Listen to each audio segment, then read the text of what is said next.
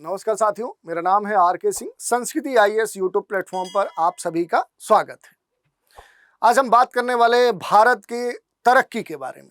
और भारत अब रिकॉर्ड बनाने जा रहा है, ऐसा कहना है भारत के मंत्री पीयूष गोयल का। पीयूष गोयल ने कुछ महत्वपूर्ण बयान दिए हैं, जिस कारण से देखें तो अब कहा जा रहा है कि भारत दुनिया में कई सारे ऐसे रिकॉर्ड स्थापित करने जा रहा है, जिस कारण से अब भारत की जो आर्थिक तरक्की है उसका लोहा दुनिया मानेगी। तो इसी स्टेटमेंट की, इसी वक्तव्य के संदर्भ में पूरा आज हम एनालिसिस करेंगे कि आखिर ऐसा क्या रिकॉर्ड बनाने जा रहा है भारत, जिसकी चर्चा इस दुनिया में हो रही है। पीयूष गोयल आखिर ऐसा दावा क्यों कर रहे हैं, ऐसा कौन सा कारनामा भारत ने कर लिया है, तो ये विषय होगा जिस पर हम बात करेंगे। इसके अलावा पूरे मामले को समझने के साथ ही क्या भारत के संदर्भ में कौन सी आर्थिक तरक्की हुई है, ट्रेड के संदर्भ में कौन से महत्वपूर्ण आंकड़े आए हैं, कौन सी संभावनाएं हैं जिस कारण से इस तरह की बात कही जा रही। खासतौर पे टैरिफ के संदर्भ में जो कारोबार है, तो बिना टैरिफ के कारोबार करने की जो कोशिश है वो कहां तक पहुंची है, किन उत्पादों पर छूट मिलने की संभावना है, उस पर हम बात करेंगे। कार्बन जो सीमा समायोजन जो तंत्र है, जो कार्बन टैक्स है, उस पर भी हम बात करेंगे कि आखिर कार्बन टैक्स के संदर्भ में क्या पूरा स्थिति है, कार्बन टैक्स होता क्या है उसको भी हम समझ लेंगे, किस उद्देश्य से कार्बन टैक्स लगाया जाता है, कितने प्रकार के कार्बन टैक्स होते हैं, उन सभी पर चर्चा करेंगे। इसके अलावा यूरोपीय जो संघ है, यूरोपीय संघ और भारत के बीच में जो मुक्त व्यापार समझौता होने की संभावना है, उसके संदर्भ में हाल में हुए जो बैठक है, उन बैठकों में कुछ महत्वपूर्ण सफलताएं देखने को मिली है।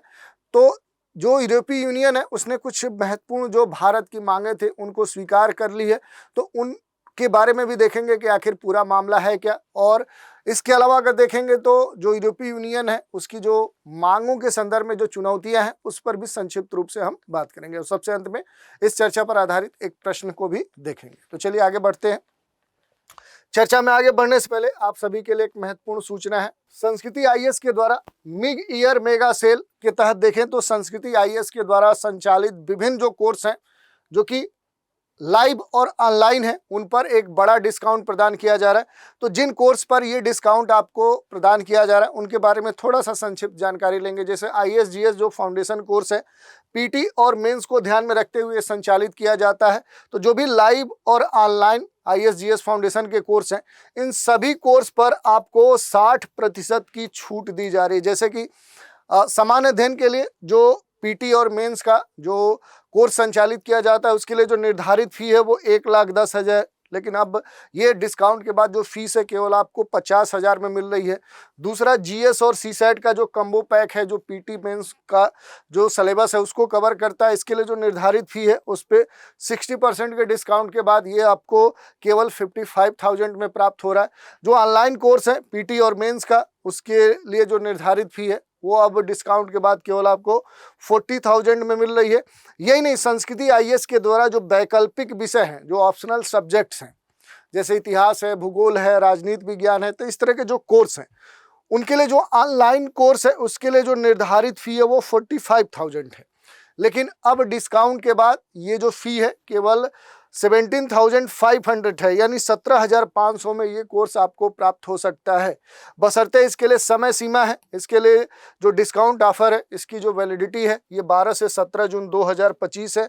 इसके अलावा आईएएस-जीएस फाउंडेशन के जो विभिन्न कोर्स हैं ये ईएमआई की सुविधा पर भी उपलब्ध है, यानी कि किस्तों पर भी आप प्राप्त कर सकते हैं। इस मिड ईयर मेगा सेल के तहत जो पीसीएस फाउंडेशन कोर्स है, इस कोर्स के तहत विभिन्न राज्य लोक सेवा आयोगों के द्वारा आयोजित होने वाली जो परीक्षाएं हैं, उन परीक्षाओं की तैयारी करने के लिए संस्कृति के द्वारा बहुत सारे कोर्स संचालित किए जाते हैं, जैसे यूपी, बिहार, एमपी, राजस्थान के लिए। तो यूपी के लिए यूपी पीसीएस का जो कोर्स है इस पर आपको अब 70% का डिस्काउंट दिया जा रहा है, यानी निर्धारित जो फी है 1 लाख अब आपको केवल 30,000 में प्राप्त हो सकती है। यही नहीं, बीपीएससी का जो कोर्स है इसके लिए निर्धारित जो फी है वो 50,000 है। तो अब 75% का डिस्काउंट आपके बीपीएससी कोर्स पर दिया जा रहा है। अगर प्रिंटेड नोट्स लेते हैं तो ये कोर्स आपको 12,999 में मिलेगा पीडीएफ नोट्स के साथ। अगर कोर्स लेते हैं तो केवल आपको 10,000 में मिलेगा, और मेंस जो बैच है वो 7,500 में आपको प्राप्त हो सकता है। ऐसे ही आपको एमपीपीएससी के कोर्स पर भी 75% का डिस्काउंट है, और दूसरा जो आरएस का कोर्स है उस पर भी 75% का डिस्काउंट है। इसके लिए भी समय सीमा निर्धारित की गई है। ये डिस्काउंट कब तक वैलिड है? तो 12 से 17 जून 2025 तक इस छूट का आप लाभ प्राप्त कर सकते हैं। हाल ही में देखें तो 71वीं बीपीएससी के लिए बिहार लोक सेवा आयोग के द्वारा देखें तो नोटिफिकेशन आया। तो इस 71वीं बीपीएससी के लिए संस्कृति के द्वारा पीटी टारगेट बैच संचालित किया जा रहा है, जो 70 दिवसीय कार्यक्रम है। कोर्स की विशेषताओं की बात करें तो प्रतिदिन 2 कक्षाएं इसमें आपको प्रदान की जा रही हैं। प्रत्येक रविवार को करंट अफेयर्स की कक्षाएं होंगी। प्रत्येक विषय के पीडीएफ क्लास नोट्स दिए जाएंगे। रेगुलर सेक्शनल टेस्ट भी कराए जाएंगे। इसके लिए जो निर्धारित फी है वो 20,000 है और डिस्काउंट के बाद अब आपको केवल 4,500 में ये कोर्स प्राप्त हो सकता है। नामांकन जारी है। इस कोर्स की विशेषता है कि पूरी तरह से प्रीलिम्स जो टेस्ट सीरीज है वो आपको फ्री में दी जा रही है। अब आते हैं अपने मुद्दे पर। आखिर मुद्दा क्या है? तो ये कहा जा रहा है कि रिकॉर्ड बनाने जा रहा है भारत। पीयूष गोयल ने दिया है बड़ा संकेत, कहा है कि आज़ादी के बाद पहले कभी ऐसा नहीं हुआ। इंडिया एक्सपोर्ट जो डेटा आया है, भारत का जो सेवा और जो उत्पादन का निर्यात है वो पहली बार रिकॉर्ड बनाने जा रहा है। पीयूष गोयल अपने देश के जो बड़े ही महत्वपूर्ण मंत्री हैं विभाग के, उन्होंने ये दावा किया है कि भारत का जो निर्यात है वो चालू वित्त वर्ष में रिकॉर्ड 900 अरब डॉलर तक पहुंच गया है। तो इस कारण से देखें तो अब ये चर्चा में आ चुका है मुद्दा कि भारत इतनी तरक्की कर रहा है कि एक रिकॉर्ड बनाने जा रहा है। खास तौर पे जो सेवा सर्विस सेक्टर्स हैं और जो भी प्रोडक्शन है उस क्षेत्र में जो निर्यात है वो पहली बार एक रिकॉर्ड स्तर पे पहुंच चुका है। और ये जो रिकॉर्ड स्तर पे पहुंचने की बात कही जा रही है कि 900 अरब डॉलर तक निर्यात का स्तर पहुंचा है, ये ऐसी परिस्थितियों में पहुंचा है कि जब पूरे दुनिया में एक तरह से उथल पुथल मची हुई है, वैश्विक संकट के दौर से पूरी दुनिया गुजर रही है। उस दौरान भारत बड़े स्तर पे निर्यात का एक जो लक्ष्य है वो प्राप्त कर रहा है। यही नहीं, जो भारत और यूरोपीय यूनियन है उसके बीच में जो मुक्त व्यापार समझौता है उस पर भी वार्ता जारी है और उस पर बहुत हद तक संभावना है कि ये वार्ता सफल होगी।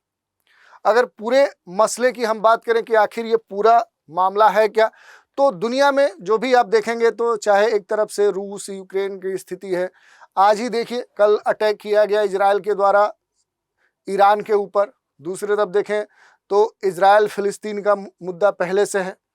दूसरी तरफ भारत पाकिस्तान का मुद्दा है, बांग्लादेश की अव्यवस्था है, अमेरिका का कहीं ना कहीं जो तनाव वाली स्थिति है, टैरिफ जो वार एक छिड़ा हुआ है। तो पूरी दुनिया में उथल पुथल के बावजूद देखें तो जो भारतीय उद्योग जगत है वो लगातार स्थिर बना हुआ है, लगातार ग्रोथ कर रहा है और एक रिकॉर्ड को प्राप्त कर रहा है। भारत के जो वाणिज्य उद्योग मंत्री पीयूष गोयल हैं, उन्होंने ये कहा है कि वैश्विक आर्थिक जो भी अनिश्चितता है उस अनिश्चितता के बावजूद अगर 2025-26 की बात करें तो इस वित्तीय वर्ष में भारत के वस्तु सेवा जो निर्यात है उसके 900 अरब डॉलर के पार पहुंचने की पूरी उम्मीद है। उन्होंने कहा कि रूस यूक्रेन संघर्ष, इजराइल हमास युद्ध, लाल सागर जो संकट है, अमेरिका का जो टैरिफ वार है, ऐसे दुनिया में विभिन्न क्षेत्रों में मध्य पूर्व एशिया में देखें तो एक अनिश्चितता का स्थिति है, एक परमाणु युद्ध की स्थिति बनी हुई है। इन सभी अनिश्चितताओं के बावजूद जो देश है, देश का समग्र जो निर्यात है वो 2023-24 में कितना पहुंच चुका है, वो लगभग 800 अरब डॉलर के मुकाबले देखें तो 2024-25 में ये 825 पहुंच चुका है। यानी कि 2000 अगर 23-24 में देखें तो ये 778 अरब डॉलर था, जो 2024-25 में 825 अरब डॉलर पहुंच चुका है। तो ये एक रिकॉर्ड है और इसी कारण से ये अब आंकड़ा है कि ये जो पहुंच सकता है निर्यात, ये 900 अरब डॉलर आसानी से क्रॉस कर सकता है, जो अब तक का भारत के संदर्भ में एक रिकॉर्ड होगा। अपने देश के मंत्री पीयूष गोयल ने यह भी कहा कि वैश्विक उथल पुथल के बीच में जो चालू वित्तीय वर्ष है उस वित्तीय वर्ष में हम निश्चित रूप से कहां पहुंच जाएंगे, तो 900 अरब डॉलर का जो एक जादुई आंकड़ा है उसको हम पार कर जाएंगे। यानी भारत के संदर्भ में एक जादुई जो आंकड़ा है, जो एक बड़ा लक्ष्य है, उसे हम पार कर जाएंगे। यही नहीं, स्वीडन की यात्रा पर पहुंचे जो वाणिज्य और उद्योग मंत्री हैं, उन्होंने दोनों देशों के बीच में जो व्यापार है, जो निवेश है, वो बढ़ावा देने के लिए खास तौर पे बातचीत की है।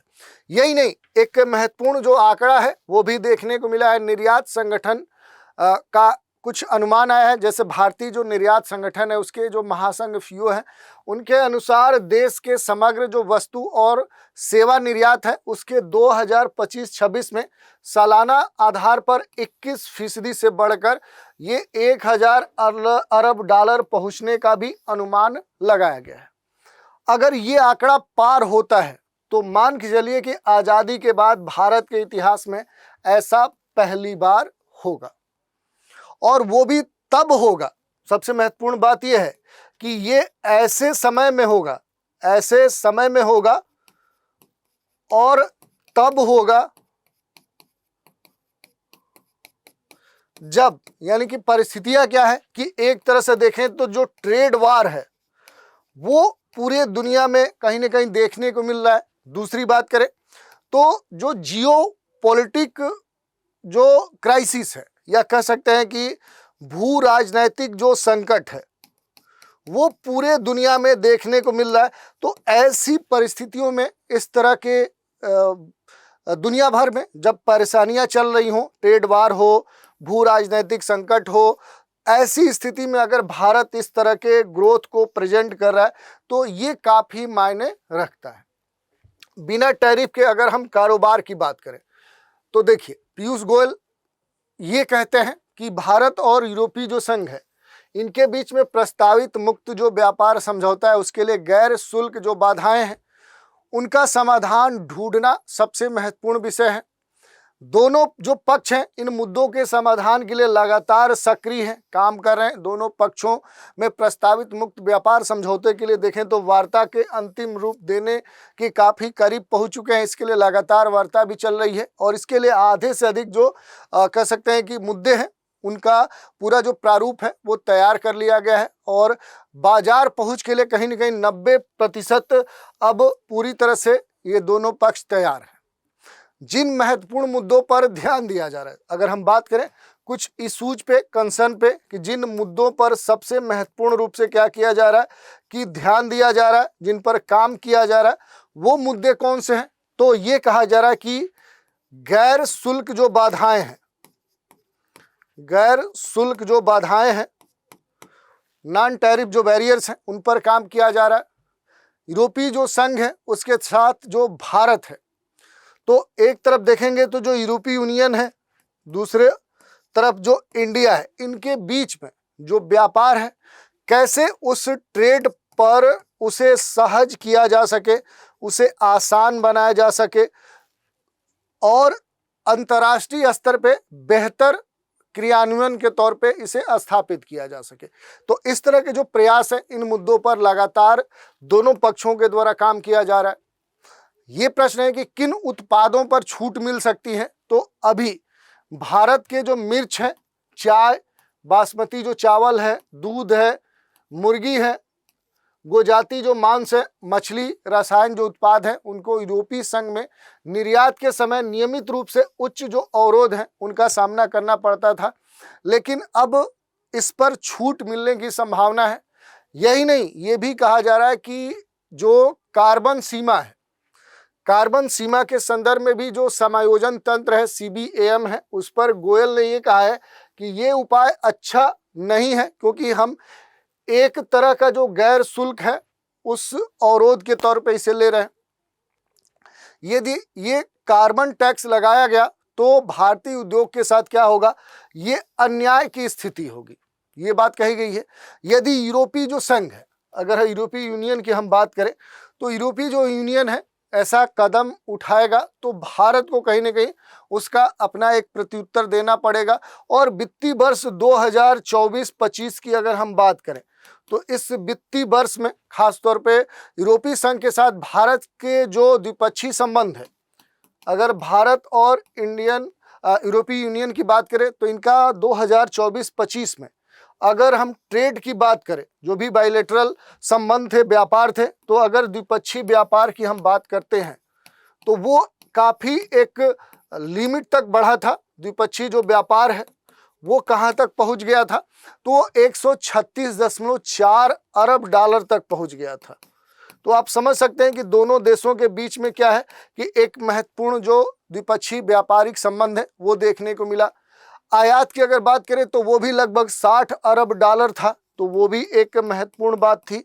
तो 60 अरब डॉलर के आसपास आयात के जो आंकड़े हैं वो दिखाते हैं।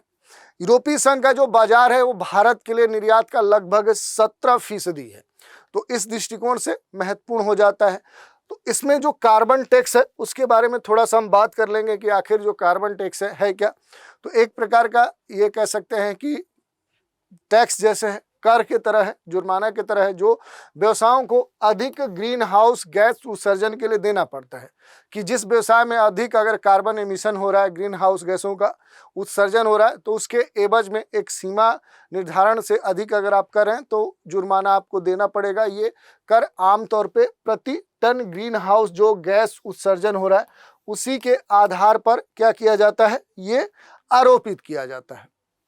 इसके पीछे अगर हम उद्देश्यों की बात करें कि आखिर किस उद्देश्य से कार्बन जो टैक्स हैं ये आरोपित किए जाते हैं, तो देखिए ये जो कर है ऐसे व्यवसायों को जो कि ग्रीन हाउस गैस या जो कार्बन डाइऑक्साइड है, तो दोनों की बात हो रही है यहाँ पर। ग्रीन हाउसेज जो भी ग्रीन हाउस गैसेज है उनकी बात हो रही है। दूसरी तरफ अगर हम देखें तो जो इनके द्वारा कार्बन डाइऑक्साइड का जो भी उत्सर्जन होता है उसे कम करने के लिए या कहें तो हतोत्साहित करने के लिए दोनों स्थितियों को यहाँ पर ध्यान में रखते हुए ये जो टैक्स है ये लगाया जाता है।